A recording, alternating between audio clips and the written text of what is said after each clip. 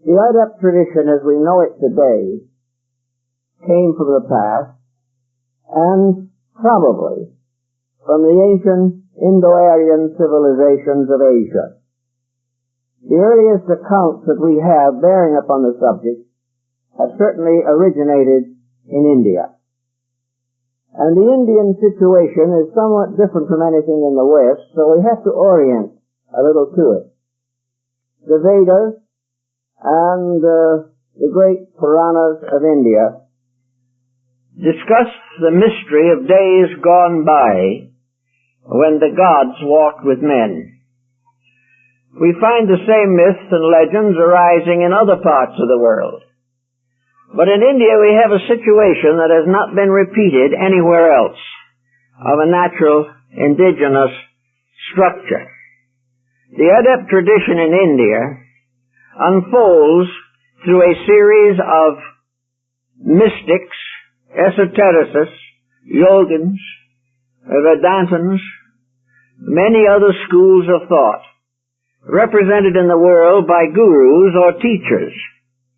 These teachers were part of a hierarchy. They were not tied tightly to any worldly organization, but they were tied to a spiritual descent from antiquity. The gurus accepted disciples on various levels of attainment and subjected them to extraordinary disciplines. East Indian religion in its primitive form was a highly disciplined system. Those who followed it gave their lives to the conquest of their own individual weaknesses. They began with all type of physical austerity. They restricted and limited all negative or detrimental propensities of temperament. They had to gain complete inward placidity.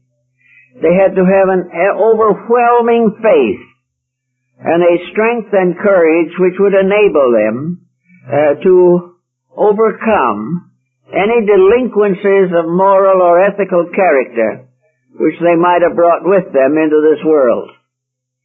As a result of continual discipline, the disciples ascended from one level of teachers to another toward a mysterious spiritual structure, this mysterious world of the adepts and initiates, the invisible government of the earth.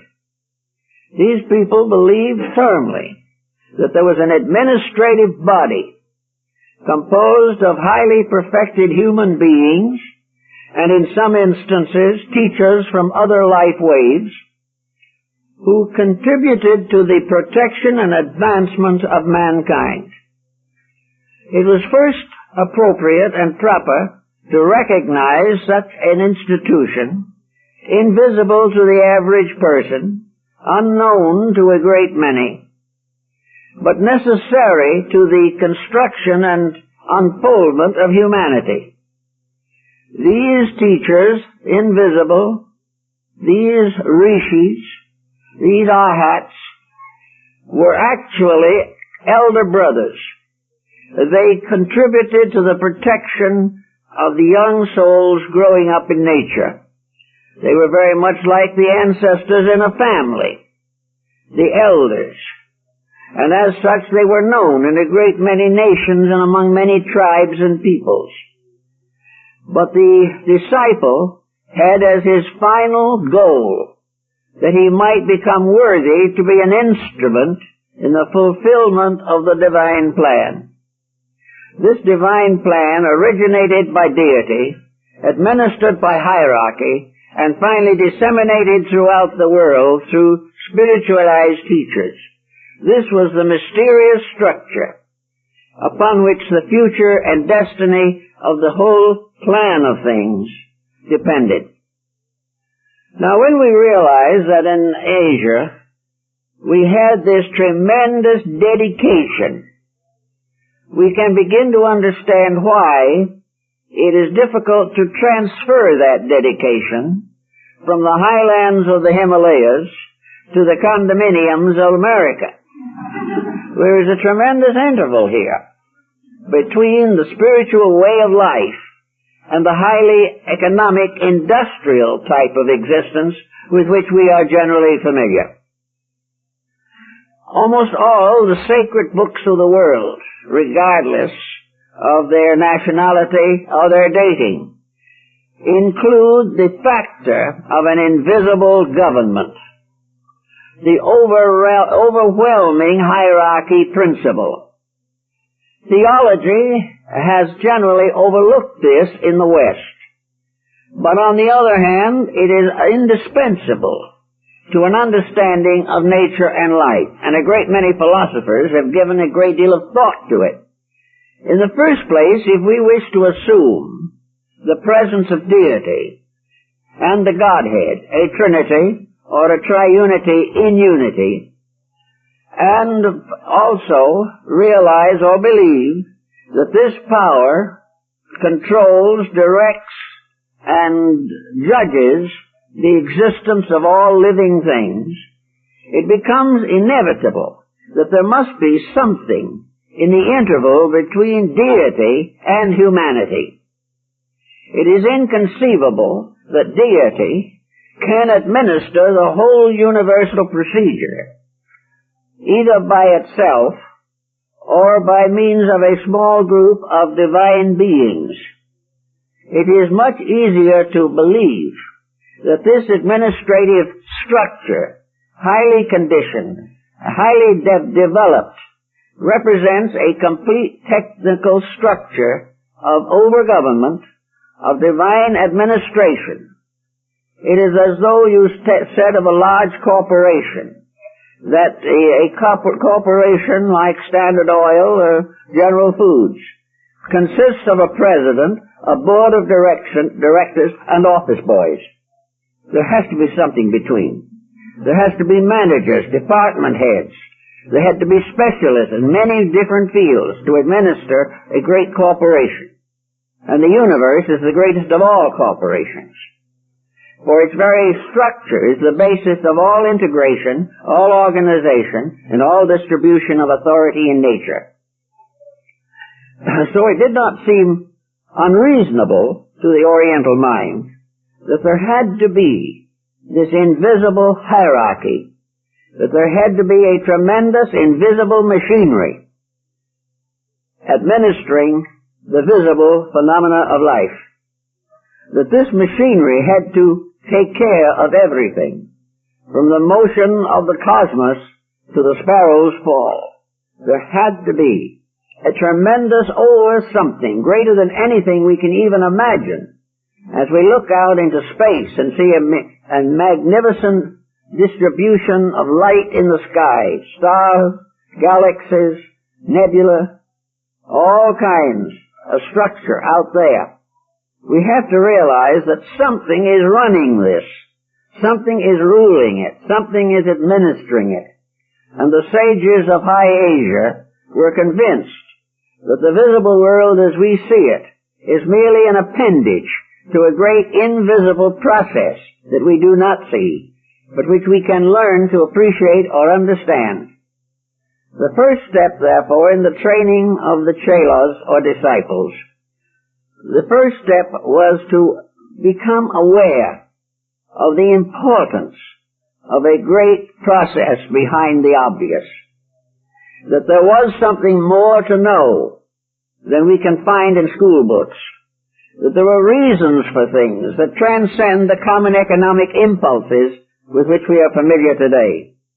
It became evident to these ancient sages that man was not here simply to build a material world.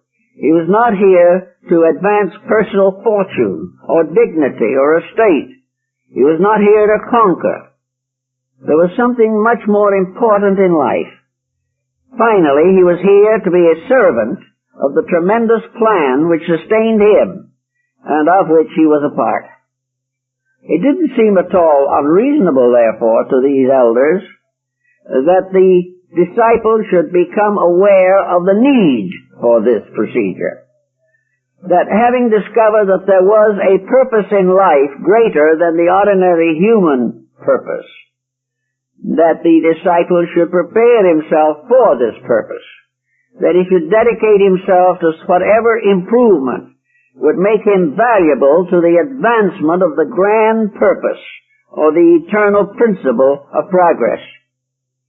In this concept, therefore, he went through disciplines which not only purified the body, but also relieved the mind of prejudices and conceits and opinions, and gradually unfolded what the ancient believed to be the most important part of man, and that was the extrasensory and spiritual basis of human existence.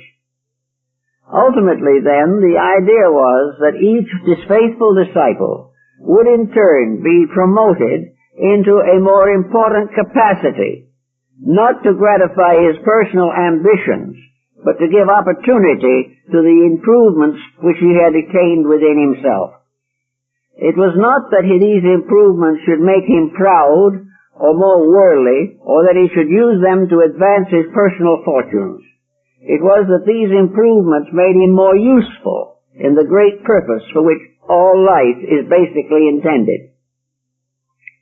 From this highland belief, then, came the doctrine that in the heart of Asia there was what was originally the North Polar Cap, but that this cap has now moved due to other motions of the planet until it is in the desert of Gobi, and that here was a mysterious center, the spiritual core from which the invisible government of the world functioned in the material existence. This government impressed itself by means of enlightened, dedicated, illumined creatures, persons. Perhaps we would call them gods, but the Greeks like to think of them as heroes, an heroic order of life between divinity and humanity.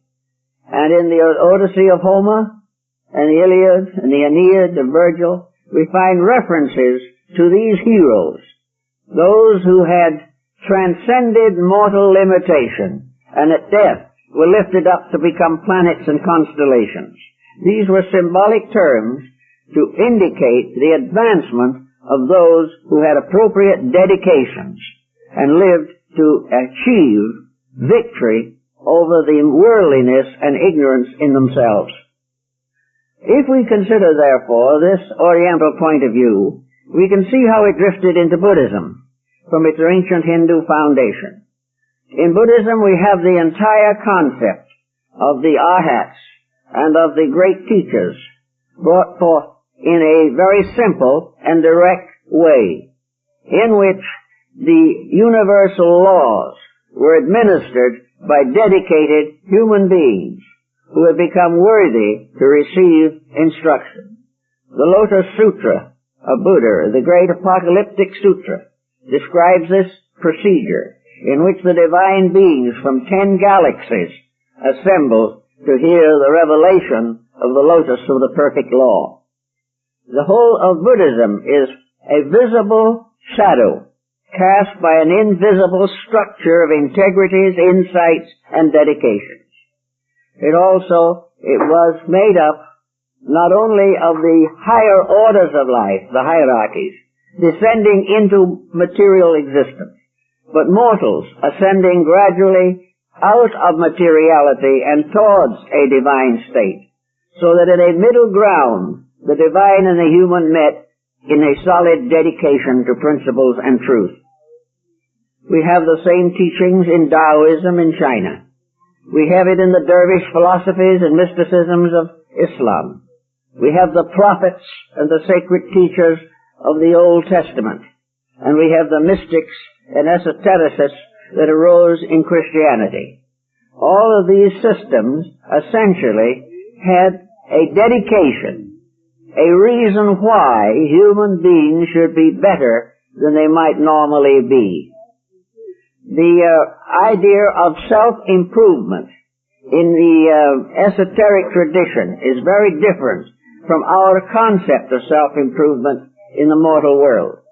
Today we think of self-improvement as improvement of a state, We think that self-improvement is to be richer, to be more fortunate, to be more glamorous, to hold public office, to achieve distinction among others, and that knowledge is simply a method of organizing and reorganizing the structure of our material existence. Therefore, we spend many years training to be computer operators. We spend many other years in terms of becoming diplomats or scientists or doctors. We become involved in great professional dedications. We become artists and architects and poets and writers, musicians. But some way, for the most part, all of our efforts are directed towards the enhancement of our material estate. We seek fame, distinction, recognition, and honor in this world. The esoteric tradition approaches this matter a little differently. The question that they have always asked, and which has been difficult for most people to answer, is, when we leave here, of what we have here, what can we take with us? Well, a good education in accounting worked for our favor in a universe in which accounting, as we know it, has no existence. Does wealth go beyond the grave? Is fame and distinction something that has significance outside of this world? And for the most part, if we think clearly and carefully, we have to answer in the negative. There is very little we specialize here that is good for us anywhere else. It is important simply because of the world we live in, the condition of society, the degree of advancement of learning and arts and sciences here. Beyond this, most of the attainments that we give our lives to can have no enduring significance. Recognizing this, it was easy for some of the ancient peoples to rise above the lure and temptation of material existence. This was one of the reasons for which the ancient scriptures were dedicated. There is another reason also, that assuming that it is possible for the individual to know more about the grand structure of existence, then it is also possible for him to do better here and now in his material state. The more understanding he possesses, the more secure he can become, not only in spiritual values, but in his relation to the material environment in which he lives. Now, as we go along from one country to another, we find various names for these mysterious, higher personalities. We have various stories of where they came from and why they're here and how they function and operate. But essentially, we realize or recognize them mostly through symbolism, which is a language of pictures or word patterns which we must interpret in terms of inner insight. If we imagine that instead of a world simply filled with space and dark holes in the nebulas, we recognize that behind a veil, what the ancient Mayas called the azure veil of sky, behind this was a tremendous structure, a structure so meaningful that it brought the individual down in absolute, abject humility. This type of experience was awarded to Jacob Boehme, the German mystic, who in his meditations and mystical contemplations was given a vision of the way the universe opened up, the way that Dante saw the space cosmos as a tremendous open rose with hierarchies upon each of the petals, that somewhere behind this blank wall which seems to surround us is a greater world than we have ever known, a world of purposes, of meaning, a world not bound to material or economic structures, but a world belonging to infinite life and its continuing manifestation for the purpose of the unfoldment of the spiritual content in all things that live. Now, as we go down a little further, we come to another interesting pattern that presented itself. About the beginning of the Christian era, perhaps a little earlier, there was a traffic between Asia and Europe. And this traffic centered in a few great cities like Ephesus, Antioch, and Alexandria. And we find the Adept tradition beginning to emerge in contact with Western peoples, particularly through Egypt.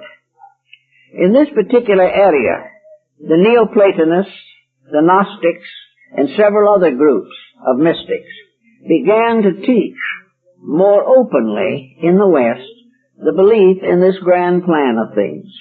The belief that everything in the universe was lawful, that there was no such a thing as an accident or a mistake, that all the unfoldments of life, evolution in all its manifestations, were part of one tremendous pattern, a pattern invisible to the common perception, but to be glimpsed or apperceived in meditation or mystical experiences.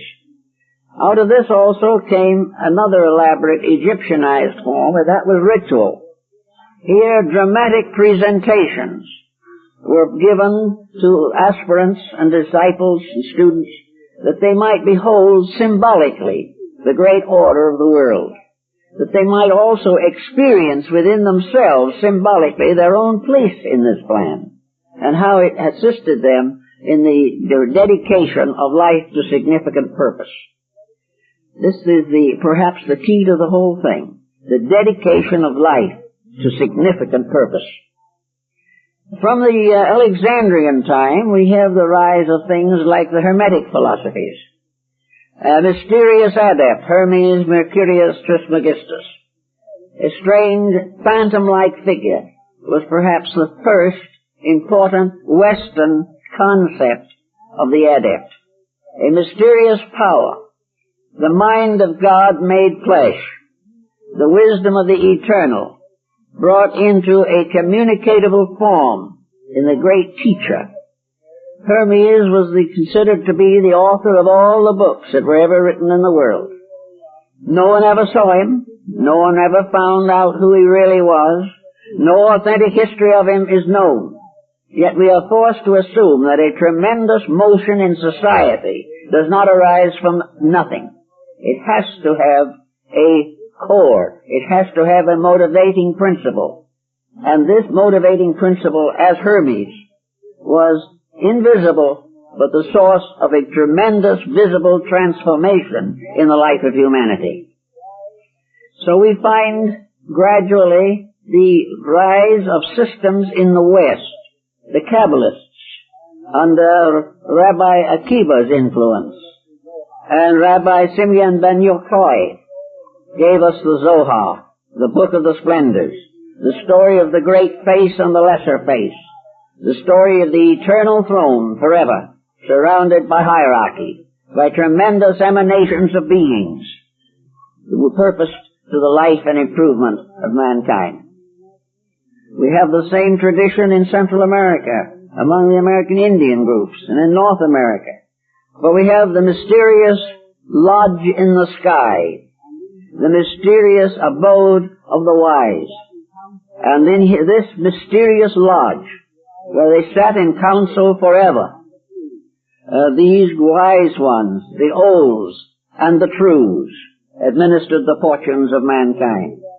And the medicine priests were able to leave their material forms and go to the great lodge in the sky for instruction.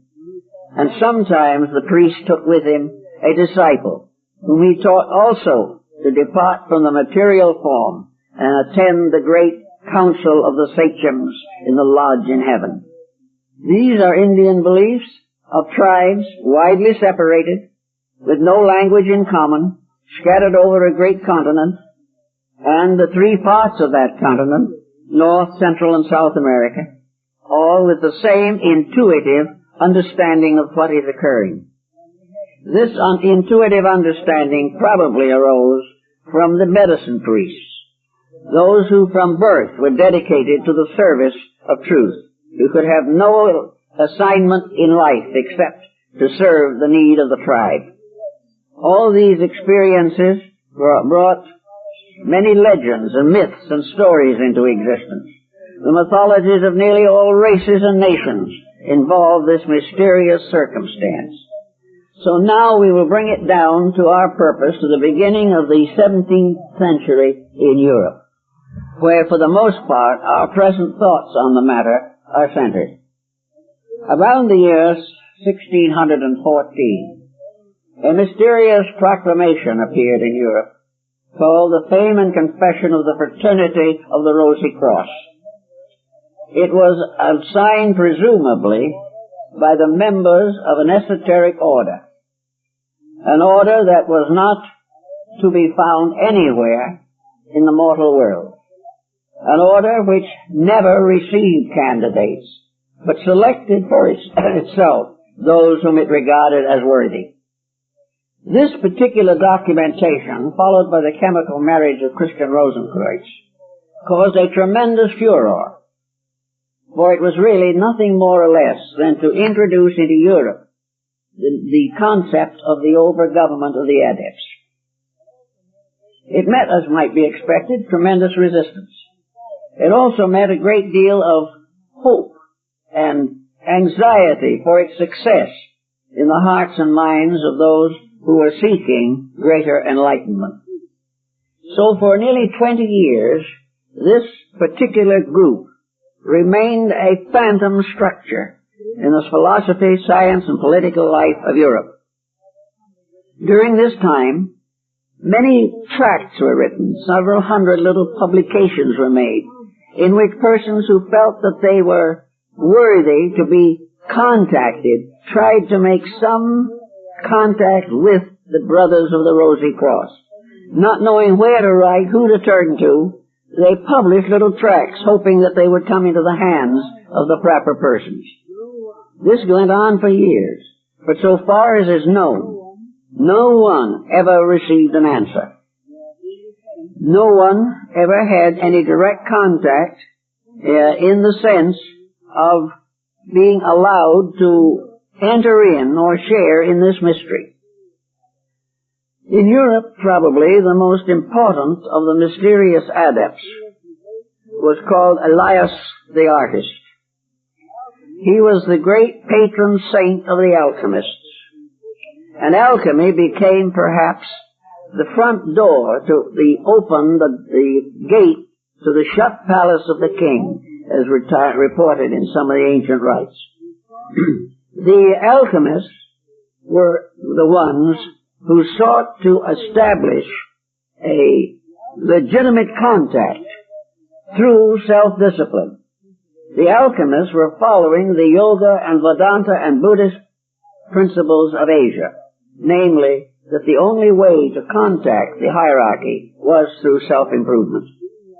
In some mysterious way, the individual had to do what Fitzgerald tells us in the Rubaiyat, where he writes, "And from my base metal must be made the key to unlock the door the dervish howls without."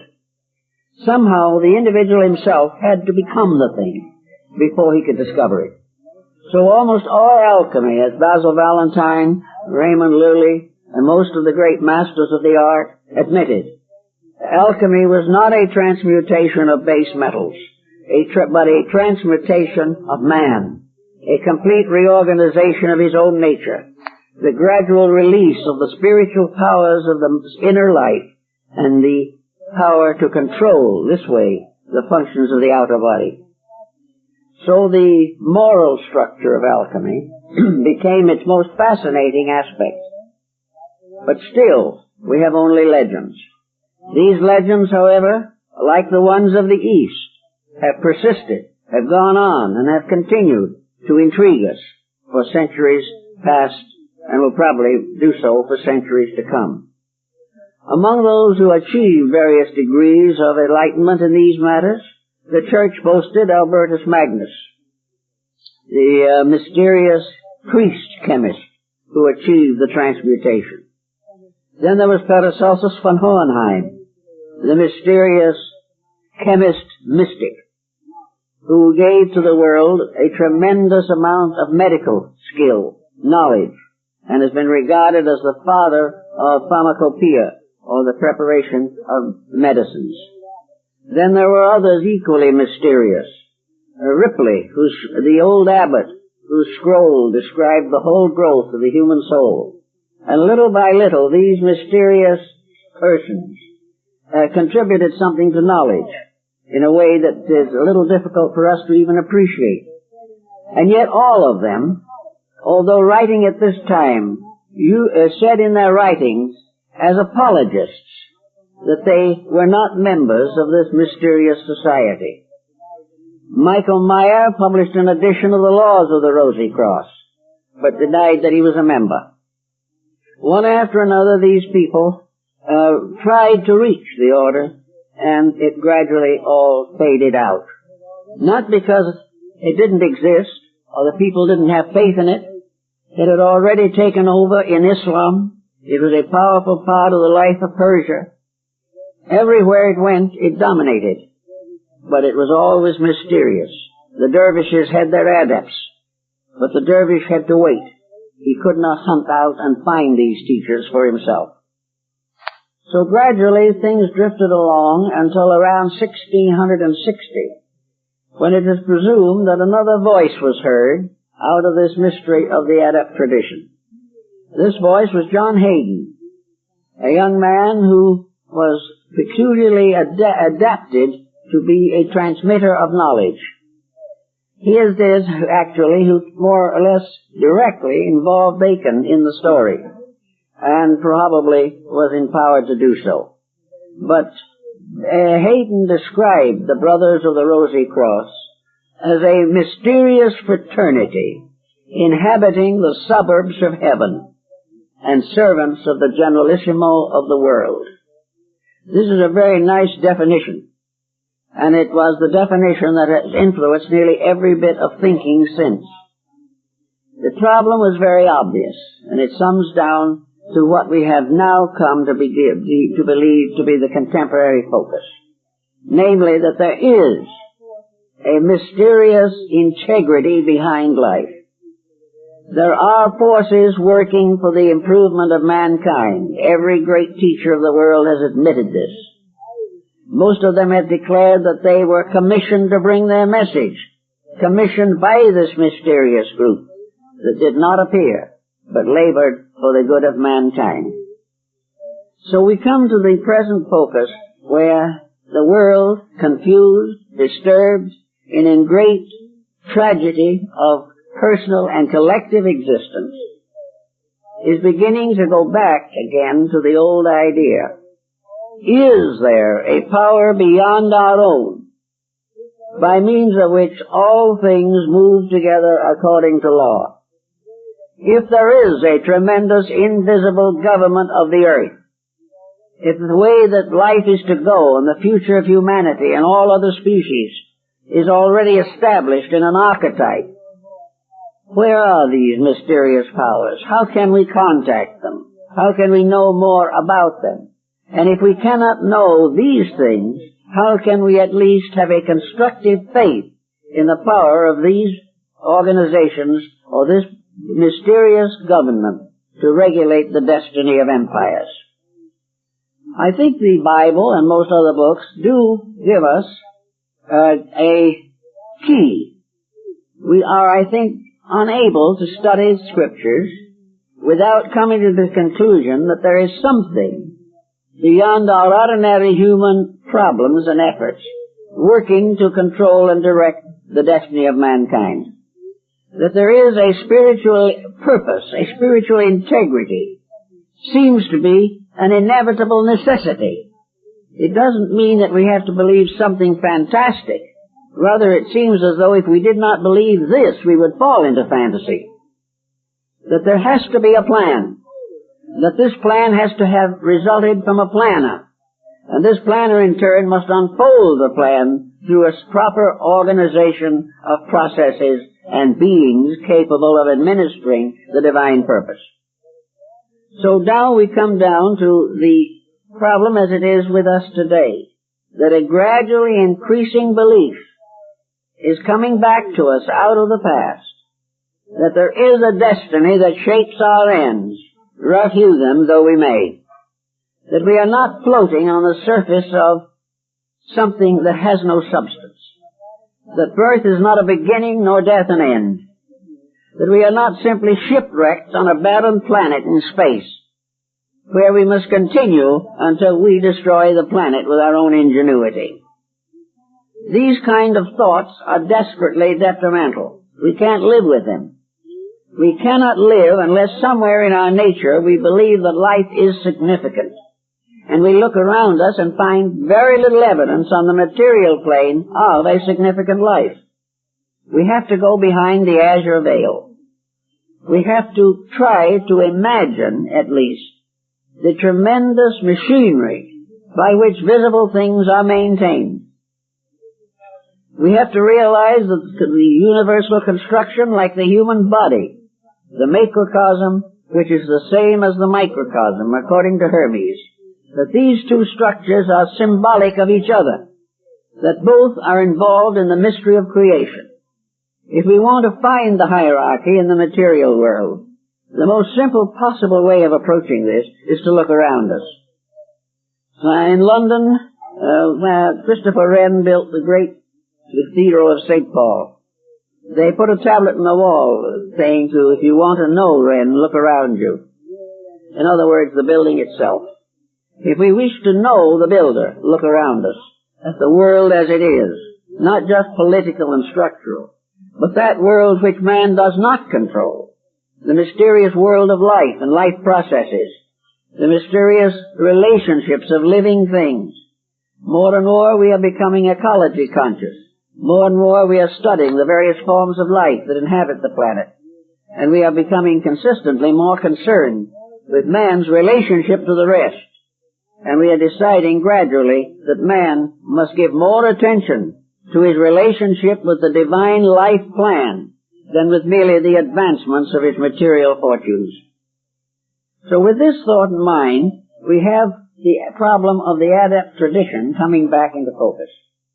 And we can say to ourselves, how are we going to administer this problem? How are we going to take something we can't see, dealing with persons and beings we cannot possibly actually visualize, and also dealing with principles with which we are not equipped to handle constructively? We have to go back to the same thing that was true in India. There is only one protection to the human being who begins to investigate the unseen and the unknown. And that protection is his own integrity. There is no possible way in which he can protect himself except by the constant protection of his own honor. He must arise above all personal considerations. The gurus of India, the first thing that they taught their disciples was that the individual is not to keep his mind on the possibility of his own spiritual perfection. That he is not to be concerned with being greater than somebody else. That those in the spiritual hierarchy who would become the greatest must be the servants of all, as Jesus told his disciples. Therefore, self-ambition, the desire for the fulfillment of some attitude in our own daily living, can be fatal to our integrity and lead into a great deal of self-deceit and openness to the deceptive processes of others. So in the first place that we have to try to do, where we're looking for something we cannot see, is to try to recognize that the real answer to this mystery lies for us in the gradual unfoldment of our own insights concerning life. There are several ways of doing this, of course. There are in existence a great many valuable landmarks and valuable works that can be of assistance to us. The ancients, both of the East and West, have left us a fairly good description of what we're looking for. They have left us an understanding of the plan and pattern by which the world is directed. We have the right in the beginning simply to accept or reject. We can't do anything else. We can say, yes, I believe. No, I do not believe. Because at this point, there is no way of becoming certain. Certainty comes at the end of effort, not at the beginning of it. All things move from hope to certainty. All things move from faith to fact. The facts cannot become cannot come first, because they must result from the effect of faith upon our own conduct. So we say to ourselves, we can study the Vedas, we can study the great Buddhist scriptures, we can study the mandalas and the meditation symbols, we can read the ancient writings concerning the esoteric orders, we can do all these things, and they may give us a certain sensitivity. They may help us to prepare ourselves for the first active participation on our own part. We can say to ourselves, reading or studying these things, that they seem reasonable. And why do they seem reasonable? Because they explain values which we are all seeking, but which are not to be found in the common daily living of mankind. There seems to be a reason why virtue should triumph. There seems to be a reason why effort should be rewarded according to its kind. There seems to be a reason why somewhere lurking in the background of things is justice. Without some faith in these integrities, we are completely lost. And we are more or less in that condition of being completely lost now. We are very largely committed to trivia. We are also gradually infected with the idea that where there are no certainties, there is no reason for integrity. That there is no reason why we should try to be better than we are if it is all going to end in an oblivion. If there is no consciousness after death, if there is no survival of some part of the inner life of man, then all morality on the material plane is undermined.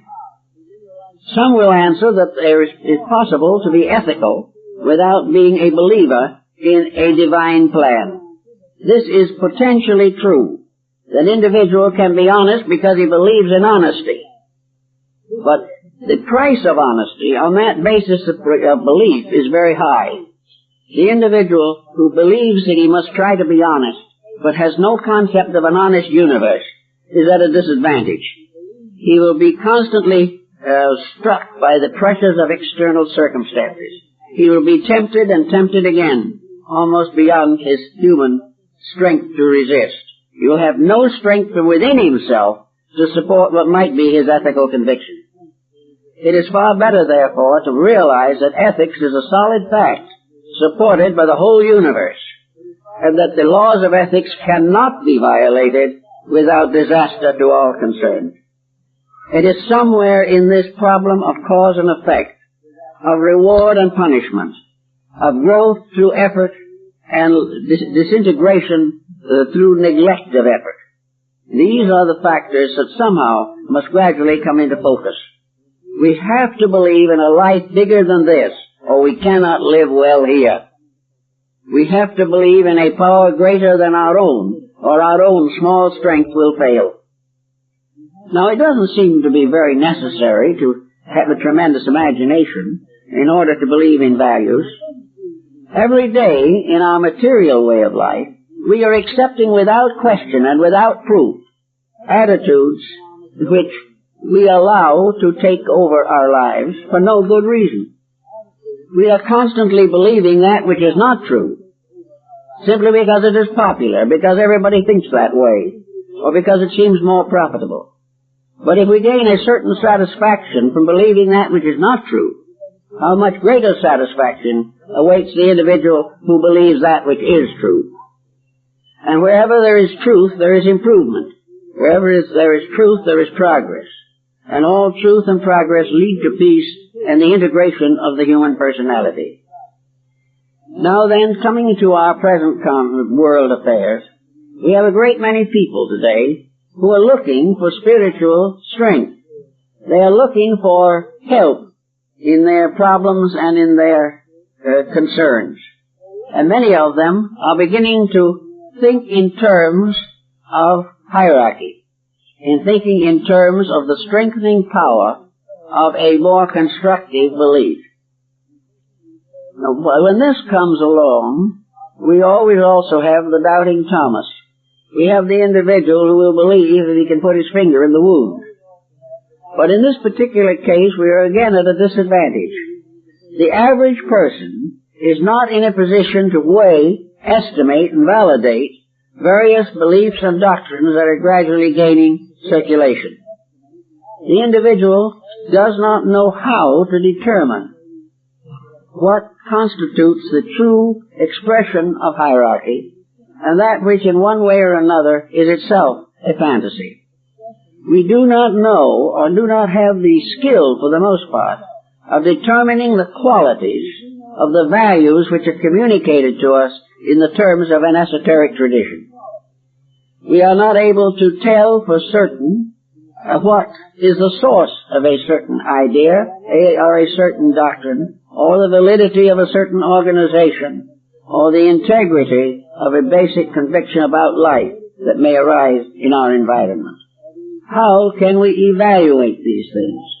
How can we avoid delusion and illusion? How can we be sure that the particular belief that we have is founded in enlightenment, in true esotericism, or perhaps, like too many exploiting problems of today, it is gradually being dominated by an exploitation concept. In other words, are we going to find the true thing that we seek, or are we going to be imposed upon again? This is always a grave question. The ancients faced it, and those today who believe in esoteric things will have to face it again. The answer lies, of course, in one thing: integrities. The individual will have to use his own faculties to determine the validity and integrity of the things he believes. He is going to have to judge his own conduct. He is going to have to consider his own relationship with life. Why is he seeking, is the first problem. Why is he trying to know more than he knows now? Why does he want to get in contact with these mysterious invisibles? Well, there's a big question. Most people who believe that they want this contact believe they are looking for it in a sincere and admirable manner. But in a great many instances, even an ordinary family psychologist can point to their shortcomings. Most people looking for more enlightenment cannot escape from the concept of self-advancement. I know people come frequently for advice. Some want to be enlightened because they're sick and they want to get well. Some want to be enlightened because of family problems. Some want to be enlightened because of their romantic interests. Some wish to get further financial support. Others wish to escape the hatreds and unpleasantness that have burdened them all their lives. Some want to escape from the world. They want to find in philosophy an illumined form of death, a transition into another sphere where they will be no longer burdened with the problems that are here.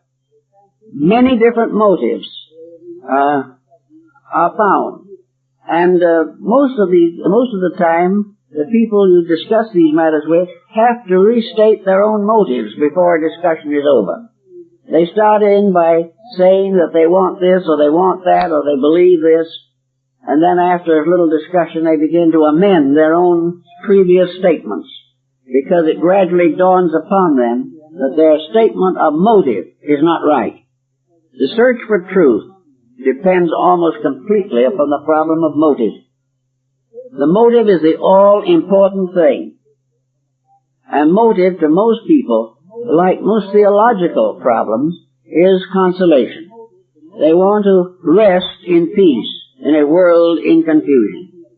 They wish to have the kind of insight which will enable them to face the problems of the outer life more successfully. They do not recognize that there is a motive higher than this, and that the esoteric system is all based upon the ultimate motive. And that ultimate motive is the service of truth itself. A complete dedication to the service of the realities of existence. It is only through this type of dedication that there is any possibility, as the Neoplatonists pointed out, of that mysterious inward moment in which the individual, without any real intention or without any real desire for it, is suddenly in the presence of the reality, simply because he has come to deserve it. And the moment it is deserved, it is there. And according to the Hermetic tradition of the Adept doctrine, when the disciple is ready, the teacher appears. Now this was part of the alchemical theory. The old alchemists worked a lifetime in their laboratories with their bottles and their chemicals and their retorts and their furnaces. And they worked and they struggled and they tried and they gave everything they had to it. And then one night, for no reason whatever, sometime along the line, the mysterious stranger appears.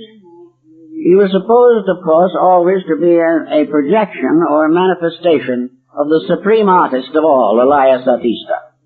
And he would come into the laboratory without giving his name. He came in sometimes through the walls without opening a door. He said a few words to the alchemist, gave him the answer to his question, and then disappeared and was never seen again by that alchemist. But the whole theory behind, of course, the whole theory is that alchemy was the science of regeneration.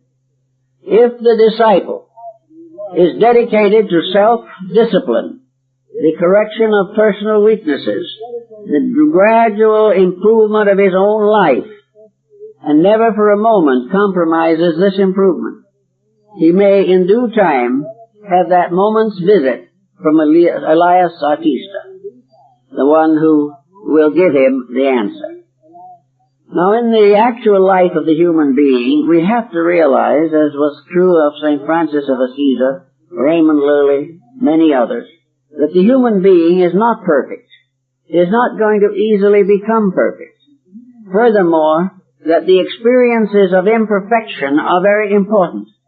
The individual who has never made a mistake has seldom ever done anything well, because it is necessary to grow through mistakes, grow through doing things that perhaps are repented. We all do these things in spite of our good intentions. But as we become more and more dedicated to the realities, we begin to reinterpret our own mistakes. We find that these mistakes become partial, at least, proof of the very truth we are seeking. We begin to realize how we did it not so well, and begin to realize how we can do it better. Little by little, the past with its mistakes is transmuted, like the base metals of alchemy, into a realization of the disciplines that are necessary to our own growth. So today, with these various organizations that appear, I have not, in writing, ever discussed the merits or demerits of contemporary organization. I don't want to do this, because it can only lead to endless difficulty, inasmuch as evidences that are acceptable are difficult to find, and it becomes a battle of convictions in which people are hurt, people are discouraged, and it all ends in nothing. There is no way of solving it this way. Rather, instead of that, I'd like to put the emphasis where it seems to me it really belongs. That the only way that the individual can surely and truly attain the contact with the Hermetic mystery, as it is described by Mrs. Atwood in her work on alchemy. The Hermetic mystery is something that is discovered through the transmutation of self. It is something that arises from gradual control of the factors of life.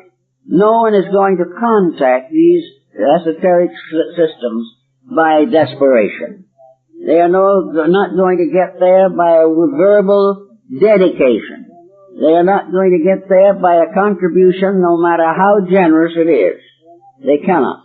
The answer is they have to reach it through the gradual development of the faculties within themselves, by means of which they are able to attain contact with these esoteric schools. One Oriental system pointed out very clearly that the magnetic field of the human body is like the furnace of the alchemist. This magnetic field is varicolored, and its hues are continuously changing. And every major trend in the disposition results in a major change in the colors, tones, and qualities of the light emanating from the human body. Therefore, thought forms become very important. And the radiant coming from these thought forms are believed, these radiances are believed to be the basis of the recognition of the spiritual development of an individual. If these radiances are sufficiently powerful and sufficiently clear, then anyone who knows can interpret them.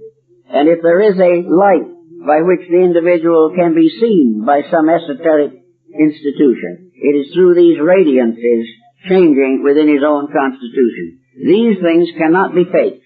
The radiance cannot be hidden, nor can any mistaken interpretation modify its coloration or its intensity. Everything that has to do with the divine chemistry in man has to be completely honest. And every effect of this type of regeneration is completely evident in the life of the person and in the development of the magnetic field. So we start by assuming what we have to assume, that the individual has to earn the right to these things. Truth must be earned. It must be earned by the individual realizing that he is, in a sense, in exile. He is in a condition natural and proper to the lack of perfection of his own vehicles. Evolution has been a constant description and revelation of the unfoldment of instruments. The body unfolds. The faculties become stronger. The propensities are intensified.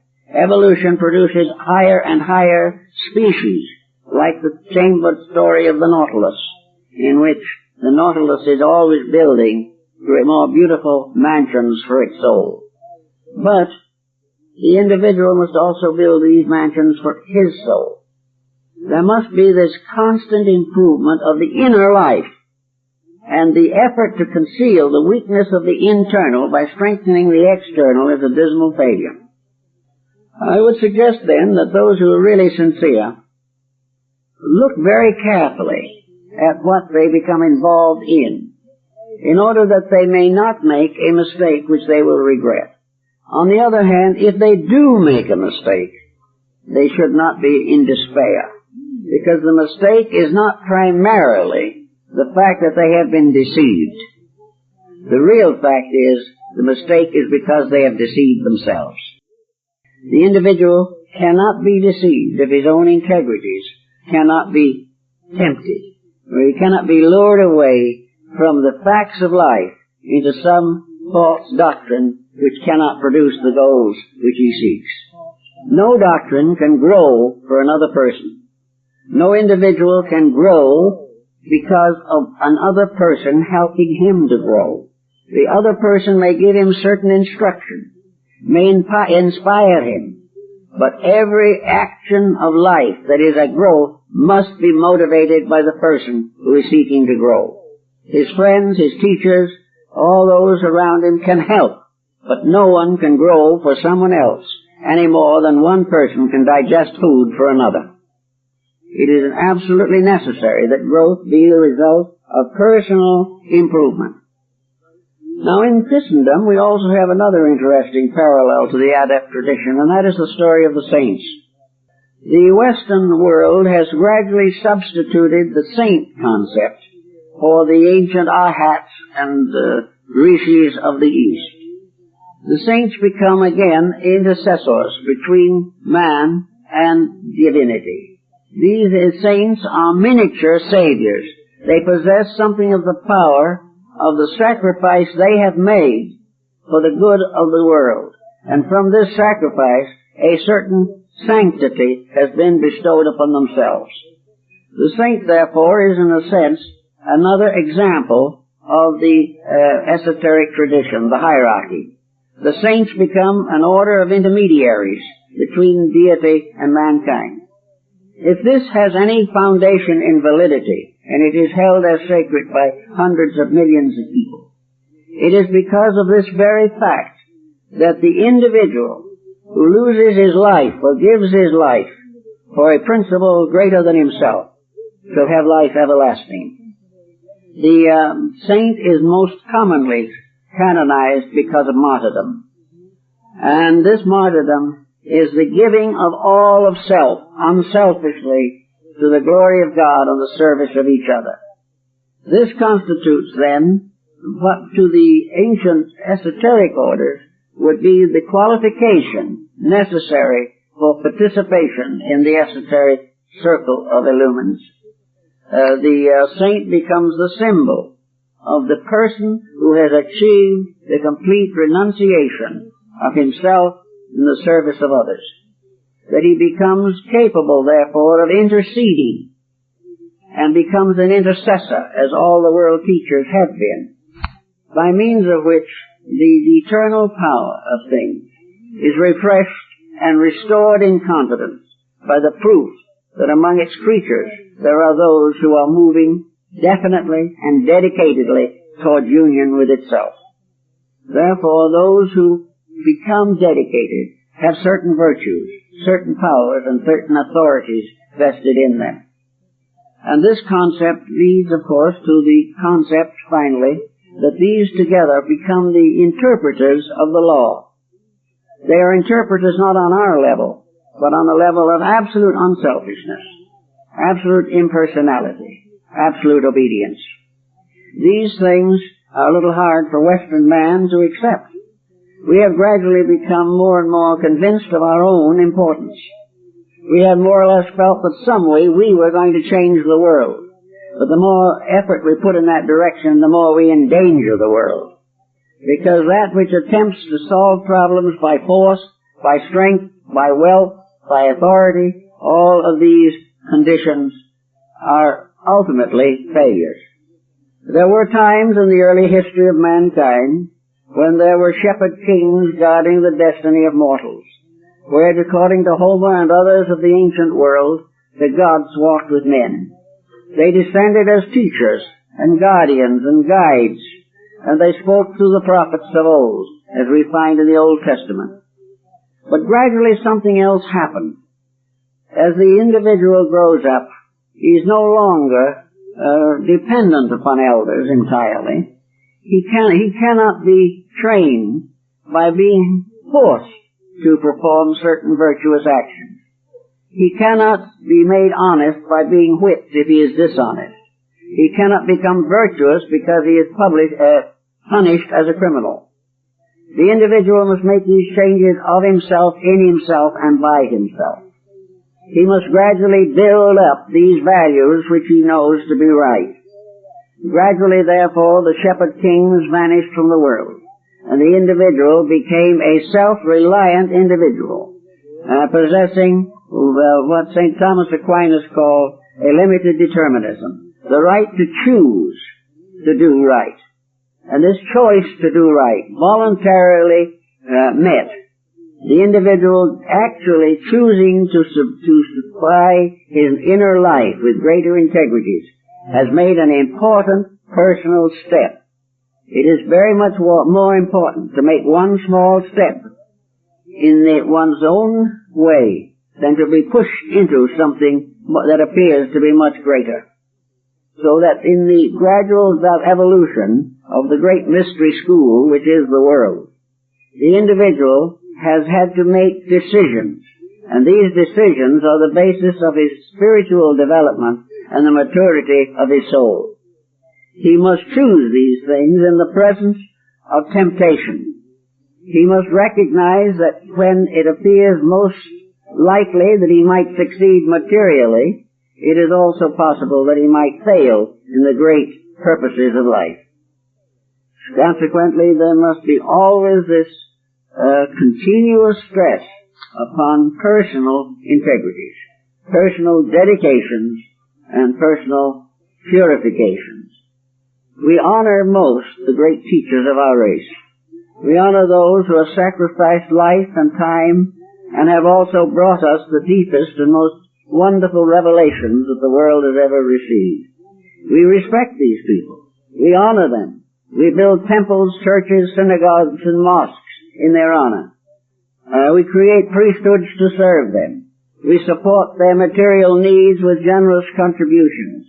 We respect them in every way, and yet for some strange reason we cannot live according to the teachings that they give us. We continue to make the common mistakes that our ancestors made 10,000 years ago. we still cannot escape the power of ego, the power of self-will coming into conflict with divine will. Therefore, if we really want to understand the esoteric tradition and hope that sometime we might be worthy to have direct contact with it through reputable and proper instruments, we have to carefully explore all of the teachings that are now circulated under those terms. We have to look at the revelations attributed to prophets and teachers to make sure that those revelations are a challenge to our integrities and not a justification of our weaknesses. We have to be sure that we are going to be disciplined, not that we are going to be relieved of discipline. That we are going to have to live better, not finding ways to gain the ends we want without the corrections of our own faults. No amount of believing will protect us if we do not live according to the belief that we hold. And a great believing is sometimes too much for us. We have an idea of some very great, wonderful thing that might happen, and in the presence of it, we are unable to face the small problems of the day. Beliefs should be simple. They should be within our comprehension. And as our comprehension increases, our believing will be enriched. But it must begin with simple and gentle convictions. If we can work with these problems, we will then probably find, as we have in the past, that there will be powerful restorations of esoteric knowledge. There will be reformations in our system of schooling. Little by little, these changes are taking place now. Opinions that 20 years ago were considered heresy from a scientific standpoint are now regarded with considerable interest and attention. Little by little, the secret way of life is coming through. It is coming through because we are in desperate need of it. It also is coming through because all physical or mortal knowledge leads finally in the direction of metaphysical and immortal knowledge. It is only that we have to allow it to unfold. If, however, we lock our material knowledge in prejudiced attitudes, if we continue to bind our spirits and our souls to the millstone of the Philistines, then these other things simply cannot happen. But each person has one other consolation to bear in mind, namely that if the integrity is what it ought to be, no condition of society can stand between the individual and the enlightenment that he deserves. No amount of corruption can destroy the just person. No amount of pressure, circumstance, or tragedy can take away the integrity of the person who is really dedicated to the principles of truth and light. He can go on. He does not have to be supported by his society, or his family, or his friends, or his nation, or his world. It is his privilege to live his beliefs. It is his privilege to continue to grow, because actually his growth is not a public event. This is where trouble gets in. When we try to proclaim our growth, it is questioned. But if quietly we grow so that people do not question our growth because they see it, then we are in a much more secure position. No one can stop us. Even the greatest tyrant cannot prevent us from growing if our growth is turned toward our inner light and not in conflict with outer circumstances. The individual, by releasing themselves from the worldliness in themselves, transcend the power of worldly authority to destroy them. They keep on growing in their own proper and natural way. So we really recommend that most people begin to think seriously about the invisible government of the world. That it is our only hope. That we know perfectly well that our own politicians are not going to get us there. We know definitely that unless there is an integrity in space, there is little hope for us. But if there is an integrity in space, then integrity is indestructible. We will achieve that which we deserve. And the universe has this vast mechanism, referred to as hierarchy, to make sure that the just person is given the enlightenment that he deserves, and to make sure that all injustice is finally corrected, and that in the end We shall live to become part of the universal plan, and not in a desperate effort to create some type of an economic empire in the material world. We have to live in this world, but we have to render unto Caesar the things that are Caesar's. But we also have to render unto God the things that are His. And our eternal destiny, our souls, our hearts, our minds, our labors, in our integrities, all are the things that we must render unto God, because deity is the source of all good in ourselves. And that good we must bring as an offering to the world, to our neighbor, to the divine power which fashioned it.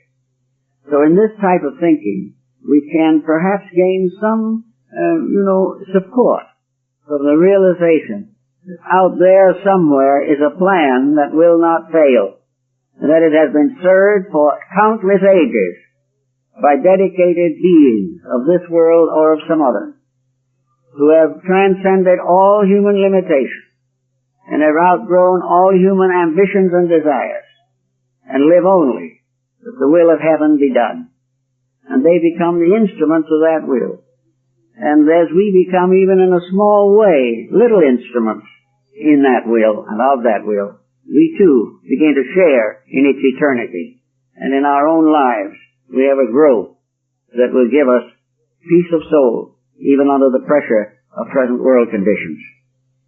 And at this season of the resurrection, it is particularly fitting that we bear these thoughts in mind, that the world has not been left without hope, that man has not been left without the key to unlock his own destiny, but the individual must use the integrities he has to perfect those integrities which must yet be developed within his own nature.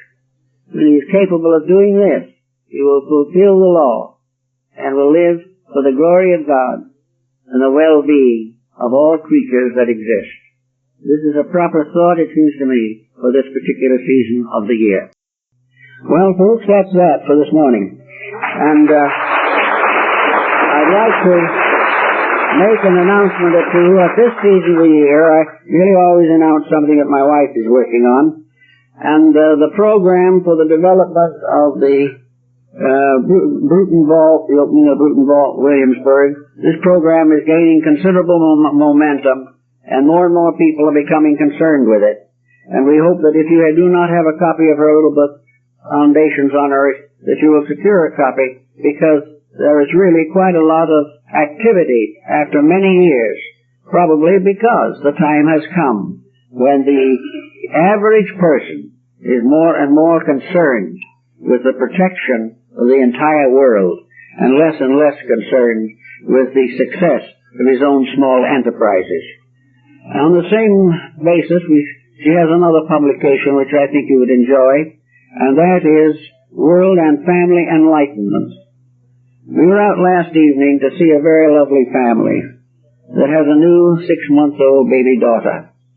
These people are really very fine people, and their efforts to be right in this world, to do what is right, should not only be respected, but it should be strengthened by information, by a broader understanding of life and what relationships are. And my wife, in her little publication, World and Family Relations, gives a picture of a family of worlds, a family of nations, a family of people, which I think you will enjoy and may help you to make this Easter significant. We thank you for being with us, and we hope to see you in the near future.